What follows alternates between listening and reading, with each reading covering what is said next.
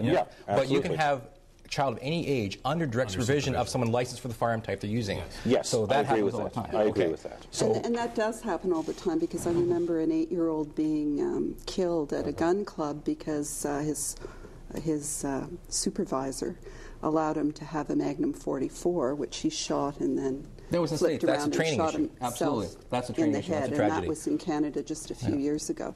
So, sure, Aberrations happen all the 8-year-olds time. can use handguns in shooting clubs. But the basic cutoff age is 12 years old under supervision.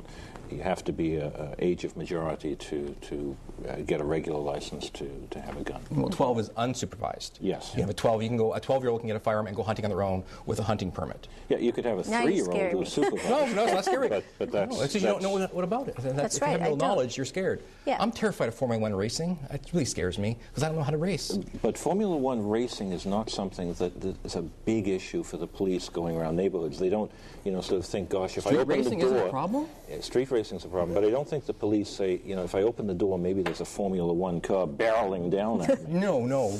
They don't know where it is. What happens? We wake up in a few months, and if the gun registry, the long gun registry, has been repealed, what would change for the police?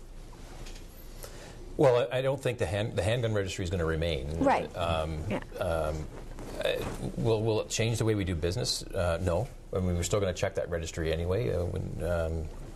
So as far as our course of doing business, it's not going to change. Does it help in our safety, the uniform officers attending certain calls? Perhaps, yeah.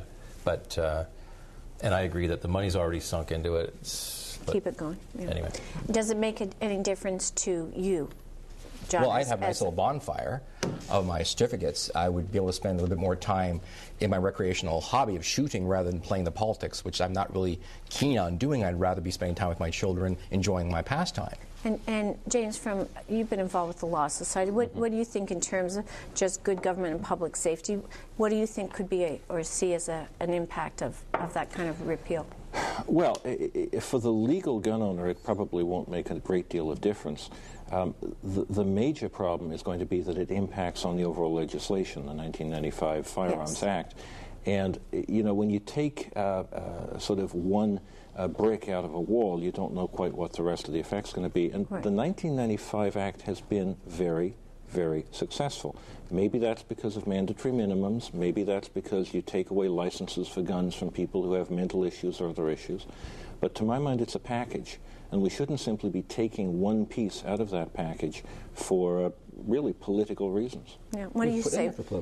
Wendy's turn. We've seen dramatic decreases in firearm death and injury with progressive strengthening of gun laws from 77, 91, and then 95. And I think it's fair to assume that those trends will be reversed if we start to make it easier for dangerous people to get access to guns, which is exactly what removing an important piece of the legislation will do. The overall effects of controls on legal guns are particularly seen when you look at suicide and when you look at domestic violence, because those are typically the problems that involve guns in the home. And police are first responders on suicides, just as they are on homicides, and often the risk factors for suicide and homicide are almost exactly the same, which is why half of domestic violence cases end in suicide. You know the Panofsky case that was in York Region, which was a homicide, attempted suicide, and many of the public shootings are homicides and suicides. So those are the cases where you see legal guns.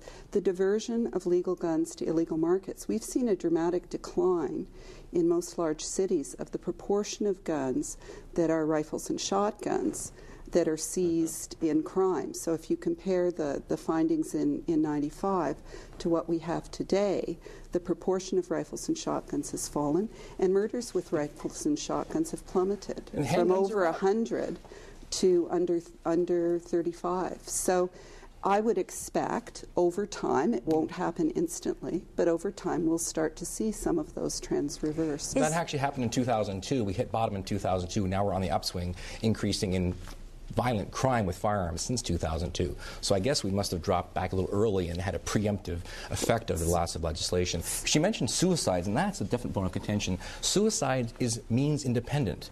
True, there are far less suicides with firearms in Canada since legislation came into effect. I'll put that into safe storage and training. That's an important aspect we need to keep. However, it turns out that hanging is the second choice. The suicide rate has remained stable or actually increased since legislation came into effect. I happen to think that anyone committing suicide is a bad thing, no matter if it's a firearm, a rope, a hose, and a Ford F-150. Could I ask you, Detective, Wendy was mentioning the studies done by the RCMP. I don't know if you had seen them. No. Not familiar with them. And I know, the police have been surveyed. People say the issue is only that we're registering legal guns as opposed to illegal guns, but the police keep saying it is a useful tool. Do you think there is the possibility that by taking this brick out that James has talked about, by removing the long gun registration, there is a risk that at some point there'll be an erosion and the next thing to go would be the handguns? Is that possible? I don't know that the slippery slope thing would happen. I don't think legal gun owners have ever had an issue, and I don't know my history that well, but right. I don't think there's ever been an issue as far as registering handguns. Okay. The big kerfuffle has been the long gun registry. It was even before the cost was born. Oh, absolutely. Just for everybody watching, what is a long gun? Like your rifles, right. Shotguns, regular hunting, sport shooting firearm. And is that why it appears to be a rural versus urban issue? Because you're more likely to have the long gun. It's actually more of a knowledge base. Rural people are exposed to firearms in a greater degree.